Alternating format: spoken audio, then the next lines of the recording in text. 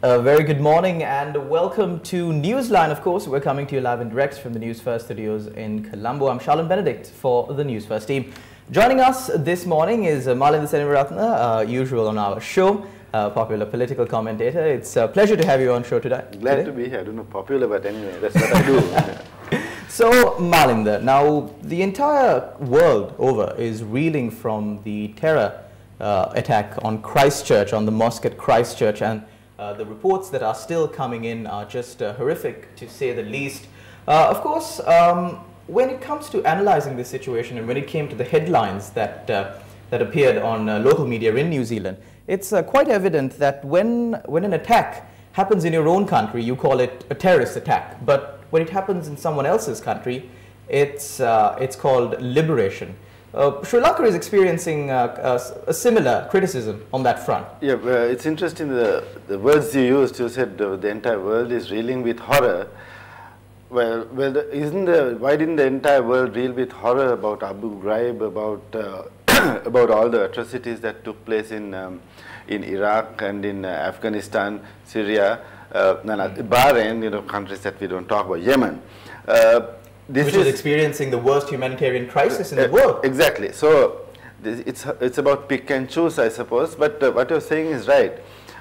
If it happens somewhere else, you can kind of brush it off. But it's not going to affect you immediately, in the immediate sense. You're not really horrified. No one you knew has died in that. So you say, well, that's freedom fighters. Yeah, of course, it's very tragic and violent and all that, and we condemn it.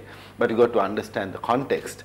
And so you will say, now if that kind of thing happened here, you say, well, they're fighting for right of self-determination, right? But what really struck me about this whole thing is how the New Zealand Prime Minister responded to this attack. She went and visited the families of the victims wearing hijab and all that. That's like frill, but the fact that she went, and I was wondering, what if J.R. Jawal, the president of Sri Lanka, in 1983 had visited each and every Tamil family household that was affected by the riots, which of course his JSS had a major part in.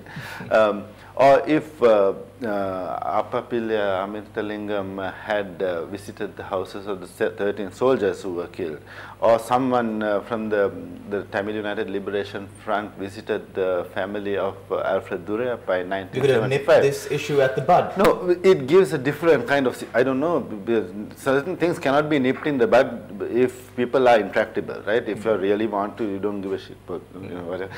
Sorry, but then it doesn't matter. But then you plant a seed of hope in everyone across all the communities, saying, well, we are not all like that. And I think that is the most important signal and example that we have got from this New Zealand, these tragic events in New Zealand. What are the steps that can be taken towards reconciliation once a tragic incident like that has taken place in a country? Well, in Sri Lanka's case, they said go negotiate with the they said go negotiate with the terrorists. That is what we were told. That is the doctrine of reconciliation that was recommended to us. We were always said, find a negotiated settlement. Now, they are not going to recommend that to Al-Qaeda. No, they didn't recommend that to Al-Qaeda. They are not recommending that to whoever is behind this. ISIS. They won't do that. But let us also not forget that New Zealand cricket team came in 1987 and 1992. Both occasions there were bomb blasts, and one occasion I think this tour was cancelled, and the second one, and the other one, half the team left, and that was. Following that, in 1996, Australia and West Indies refused to play in the World Cup games in Sri Lanka. And here we have a similar situation. The Bangladesh team is there. But when we were attacked in Lahore, in Pakistan, our team was deliberately targeted. We are the first to say, let's go back, let's play. Will we understand? See, this is not a one-off thing. Terrorism is not happening in certain 2 or 3 hotspots in the world. But it's a global phenomenon. And you have to be serious about it. The problem is, if this ends here, it's all nice and fine. If this is like, let's hope that it happens it's like that. But in New Zealand, what if this becomes this snowballs into something else? And then what is the United Nations going to say? What is the UNHRC narrative going to be about how to deal with that situation? What kind of statements will come from Amnesty International and Human Rights Watch and from Washington about how New Zealand deals with their terrorists, right? It will be interesting to watch. But I mean, we hope that that does not happen, that this is just some random thing, some random idiot, right? But to be fair, they have called this act an act of terrorism, whereas in other countries allied with New Zealand, and New Zealand allies itself to in North America and Europe, when such things are done by white people, this is deranged. Yes, they're all insane, mentally unstable. Yeah, they have a bad family history. But even this man, I know we shouldn't be talking about the perpetrator of this crime as much, but to bring closure on the incident, this man was branded as an angelic boy who went down a far-right killing spree or something like that. That was one of the headlines that read on a local New Zealand newspaper. Then that frames it as some random thing. Exactly. Right? So they are not going to think about the history, the context, or anything like that. But and that is typical of such countries where you isolate the thing and you say, okay, this doesn't apply to the entire country. Yeah, it's just and not that community, right?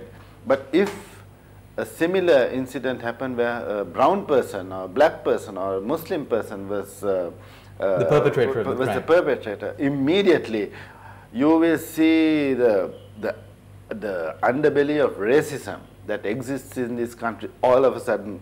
You mean the underbelly of racism that exists in the world? In the world, but in particular in these countries. I mean, the United States is a pretty racist country. I have been attacked physically on at least 3 occasions when I was a student there by white people because they thought I was. And they didn't even use the proper term. They called me a nigger, right? They should have called me a paki. That might have been closer, but they don't even get that. But because I was not white, and that happens all the time. So, you know, these kinds of the positive side, there is a positive side, is that it all of a sudden makes people look in the mirror and ask themselves, who are we really? So, but speaking in the Sri Lankan context of this entire global event or global phenomenon, the report that was released by the Office of the High Commissioner for Human Rights will be taken up for debate on the 20th of this month. And of course, Sri Lanka will have to face certain consequences for not complying with the resolution that, of course, must be reminded that Sri Lanka co-sponsored.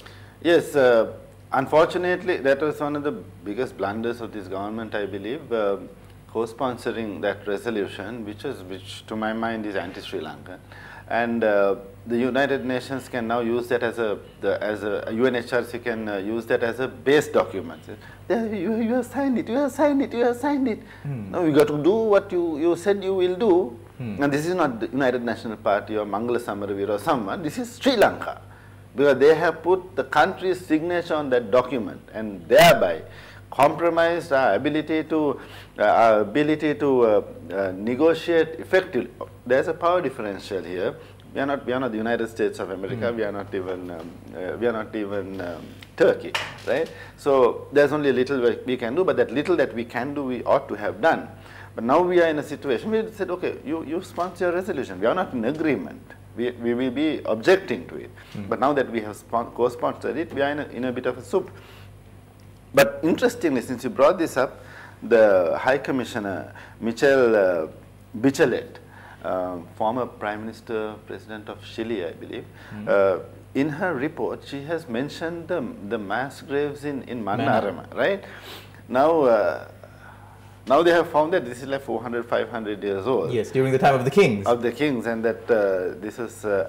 Now there's one theory which says that there was a Tamil king who slaughtered all those who had converted to Christianity. To Christianity, yes. But that's just, I mean, there was a lot of slaughter. If you started digging Sri Lanka, you will find the mass graves in the Uvavellas and elsewhere. But and of course, if there were crimes against humanity, if there were indiscriminate killings, extrajudicial, whatever, those need to be unearthed, right? But how long are we going to keep ourselves buried and be fascinated and fixated with burial.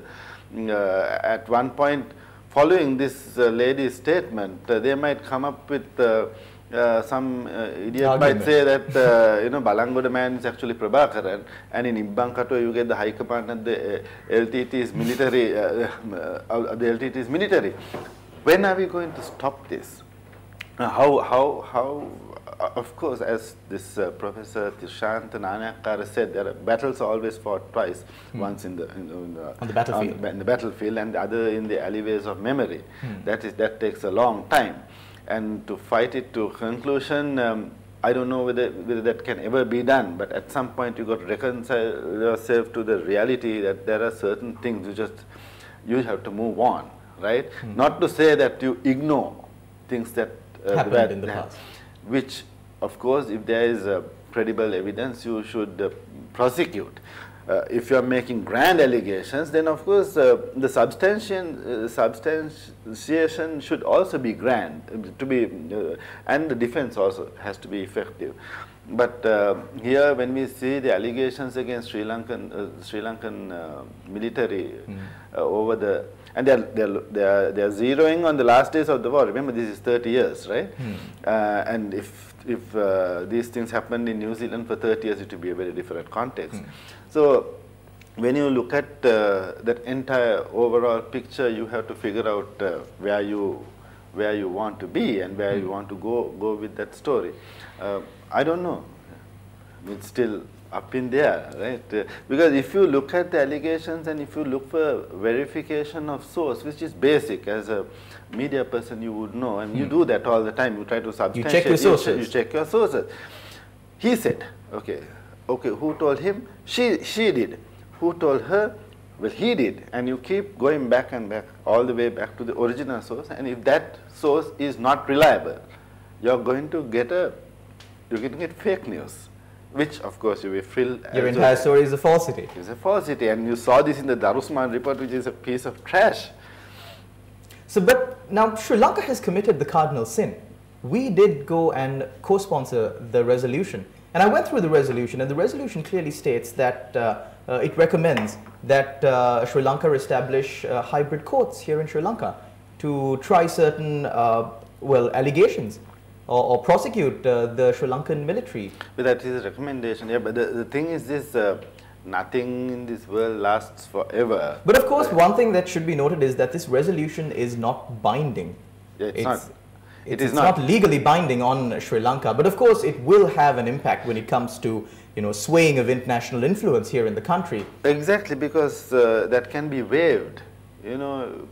People have to vote. Other countries, representatives of other countries have to vote on whatever comes up at the UNHRC, and then you can say, here, there's this document, Sri Lanka has signed this, right? Not binding and all that, but then there are appearances which sometimes are far more effective than the real thing. And threats are better sometimes, can give you what you want better than execution. On the face of all of these incidents, it's quite evident that international influence are making inroads into Sri Lanka through the political instability in the country, through the battle between parties in the country. But is this a fair assessment? That always happens. It's not that international involvement, interference and all started after 2009. We've had the IMF and the World Bank, the Bretton Woods institutions for over 50 years now. And they've been writing agricultural policy. They've been designing taxation for us. Blueprints for success. We know what these things are all about. How economies were ruined by foreign experts. And if the leadership at these particular moments did not have the courage and the ability to fend off the foreign influence, and also to trust the people, trust the resources of our country, then this is not an outcome that we should be surprised about. So looking at the future, now of course this debate will be taken up on the 20th. There were some differences between, when it comes to the government and the president in the delegations that they were sending, but as far as reports go, these differences have been reconciled, and now it's one delegation with one goal, that is going to the human rights sessions Is this a step in the positive direction? Can they? But their coherence is always better than disunity and this kind of very unclear situation. But that is to be expected given the tensions that we have within the government, with sectors of the government. We have two different parties, one as president and one as prime minister. And that is kind of unfortunate. If they act in one voice, then we have a better chance. If there's dissonance, then of course, who's going to listen to us? We are going to be giving mixed signals. And when you talked about political instability, that is a problem. Unfortunately, we couldn't do much about it. I think if one were to take the view that the Rajapaksas had to be defeated in 2009, and I would endorse that, at that point, this was inevitable. Maybe some people thought that it won't turn out like that, but if the purpose was to defeat the Rajapaksas in view of a terrible calamity that might have befallen the entire nation, then this is a price we had to pay, and we are still paying that price. And we have come to a situation, I think, where the people need to decide.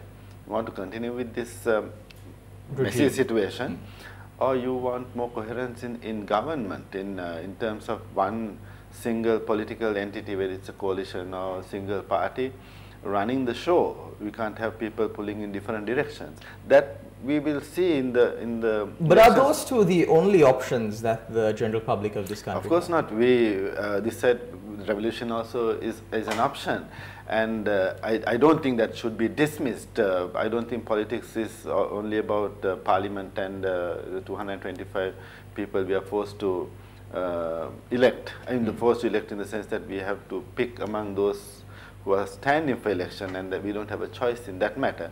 And if there are 5,000 political parties, each putting up 225 candidates, and if all those 5,000 political parties are corrupt and all that, what are we going to get? I think that we have to start thinking about a different kind of politics, and we are seeing that in a lot of not NGOs, civil society organizations, which are doing a lot of stuff on the ground. For example, on the estate workers' salary issue, for example, on cleaning up the country, responding to various kinds of situations, especially in these right now in Wilpattu. So those initiatives give me a lot of hope that people are starting to think of. They're not waiting on government to deliver. If you guys are not going to do it, we'll do it. We'll do it. Not only civil society, even public private corporations. Take for example us here at News First. We do a bit of quite a lot of CSR as well through our Gum Adder initiatives, and we have a lot of positive responses from the people. Yeah, I remember when the tsunami happened in 2004, and there was an overpouring of funds and initiatives such as that. And my one concern was, okay, you're giving free bottles of water or whatever. You don't put your brand on it, because that kind of CSR, I think, is a bit dodgy. But then corporates have to think about image and things like that. That I understand, which is why I think citizens' initiatives that are not so concerned about branding, those are more wholesome. But getting back to that government, these things should happen. I'd rather people do that than not do anything. Okay, keep that in mind. I'm not like true. Getting back to our topic of the political future of the country. Now there are talks about provincial council elections, general elections, presidential elections. Speaking specifically about the presidential election, there is still no understanding between the SLPP and the SLFP. The UMP, of course, is silently watching the happenings. Is there any hope that a new candidate will be fielded from the UMP besides its leader? You should ask that from the UNP, but yesterday I was in Galgamu, a place called Buduruakanda, and I asked a villager what do you think about the political situation and elections and the provincial councils? Then the response was essentially, in Sinhala of course, was that well, they went for an election, they postponed and went for an election and they got wiped out. That was the February 10th, 2008 local government election. And this person was, he insisted that provincial council elections will not be held. According to his understanding, which I think is logical, is that if you have provincial council elections and they get defeated, wiped out, then that will immediately have an effect on the major election, whatever is coming to this general. With speaking of a presidential candidate, I believe that as an outsider, not a UN peer, if Ranil Wickremesinghe feels that he can win, he will contest. If he feels he cannot, then look for an alternative.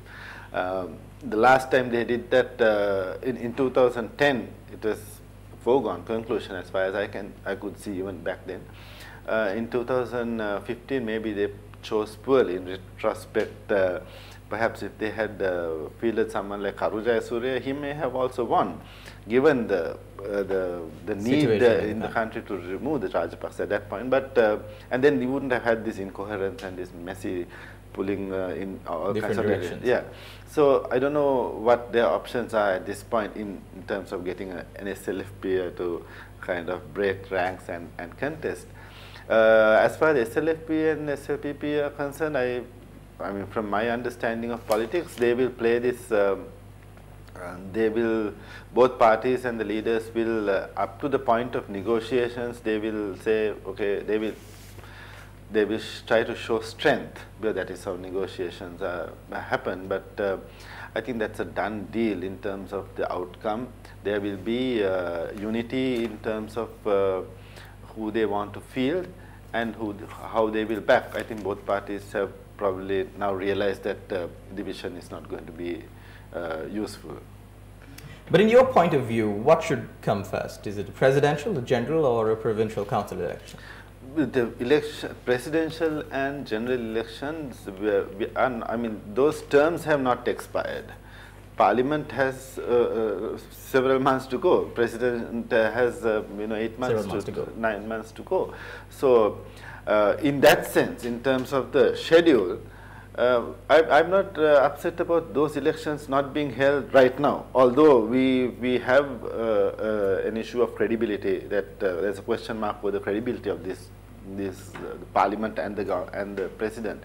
But provincial councils that have been dissolved more than a year now, 1.5 years in one case, in 3 cases, and about 6 months in the other. These need to be held. The people who talk about democracy are not talking about the non-holding of provincial council elections. And mind you, these are people who are like gung-ho about devolution. Devolution is the way to go. Beyond the 13th Amendment, let's go for federalism. They're not worried about provincial councils. So are you speaking about the TNA?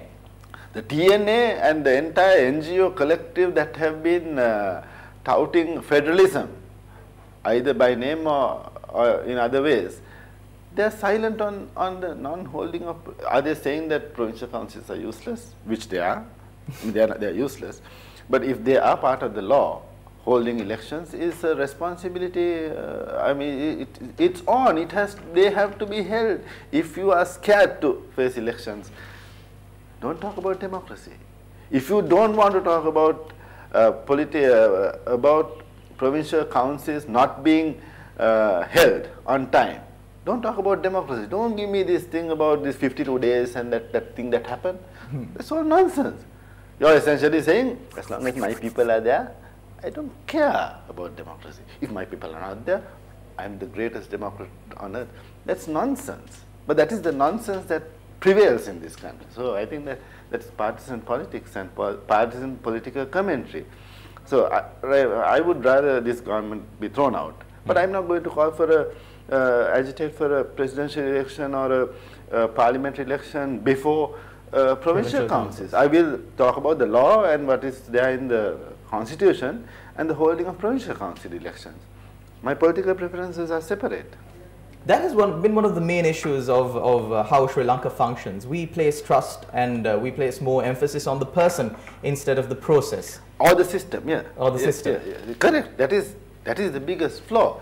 That is why now people who said that you can't think of the LTT, you have to think about the root causes of these things. They are not saying, see the root causes of the Christchurch incident. They won't talk about that. They will say, well, that's a random thing. That's person, a deranged person. Here they will say, you got to look at the root. I think yes, you got to look at the root causes. You got to look at the context. You got to look at the systemic flaws. And if there are flaws in the system, then you got to correct it. Like the courts, we have FCID, we have commissions of inquiry and so on, which imply that the system is flawed. So which is fine. You need to get justice done one way or the other. But at the same time, if the system is flawed, you fix it. And you should expend some effort to do that. That is not happening. Instead, you are making this all kinds of ad hoc arrangements, which is not, I think, sustainable, and which compromises the credibility of the entire narrative. Now, speaking, it's in our last few minutes of our program, of course, drawing your attention to the budget proposal. Of course, there were talks of the budget being defeated, people giving out statements and all that. But when it came to the time and place that it mattered, when it came to the time that they had to vote, the TNA voted in favor. Certain members of the SLFP who were strongly against the budget proposal, they didn't even show up in the chambers. What's the meaning of this? Well, we don't have a parliament, and we don't have a parliamentarians with integrity. These are viewed in terms of political experience, and decisions are made either to vote or not vote, to be absent or whatever, to make statements in terms of how one calculates, how one understands one's position in the unfolding of political events. Right? So you are looking to see, will I get nomination from this party any longer in the next election? So then what are my options? All these things come to play. Then as far as the TNA is concerned, it's a different thing. It's about their understanding of who should be in power, who's what it is in their interest. What is their interest in all this? Right? If the budget is defeated, will our political party and whatever suffer or not? So that is a prompt. I mean, that's what prompts decisions. We understand that. That's why I say we have to think of politics in a different kind of way. But at the end of all of this, it's the general public of this country that pays the price. They are the ones who pay the bills. They are the ones who put up with all the ill effects of unsound political decisions. Yeah, it's time that we took over, right? Of course, government in a democratic country is a government of the people, for the people, by the people, which is certainly not the case here in Sri Lanka. So I believe, and I think we can agree on this, that a day such a government comes in Sri Lanka is the only day that we can have hope and put a step in the right direction towards development. We have to be hopeful. But we can put a step in the right direction only when such definitely. But I'm hopeful because I see young people, different political ideologies, who are doing amazing things. The future, theirs is not the future. Theirs is the present. Let's give it to the young people. They'll handle it much better. Definitely. People like you, not like me. And I believe quite wise words from Mr. Malinda Senaratne. Thank you very much for joining us on this morning's show. And that's it from Newsline for this morning. Until tomorrow, take care and God bless.